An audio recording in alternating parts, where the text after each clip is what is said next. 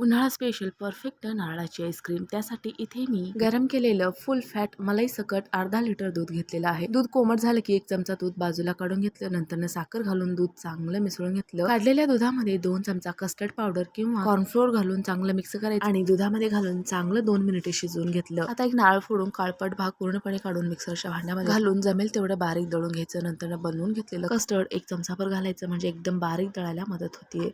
आता बनवून घेतलेली नारळाची पेस्ट, बनवून घेतलेलं कस्टर्ड पूर्णपणे थंड करून मोठ्या मिक्सरच्या भांड्यामध्ये घालून परत एकदा अर्धा मिनिटे मिक्सरवरती फिरवून घेतलं। आता एका ग्लासमध्ये पूर्ण मिश्रण काढायचं, एकदम पॅक करून आपल्याला 7 ते 8 तासासाठी सेट व्हायला ठेवायचं आहे। पूर्ण रात्र ही आईस्क्रीम सेट होऊन झालेली आहे। पाहू शकता एकदम मस्त अशी नारळाची आईस्क्रीम बनवून तयार आहे। नारळाची आईस्क्रीम बनवताना शक्यतो नारळामधलं पाणी अजिबात वापरू नका, त्यामुळे आईस्क्रीम मध्ये आईस क्रिस्टल जमू शकतात। त्यासाठी दूध किंवा बनवून घेतलेलं मिश्रण घालूनच आपल्याला आईस्क्रीम बनवून घ्यायची आहे। मस्त अशी परफेक्ट आईस्क्रीम बनवून तयार। Like, share, subscribe.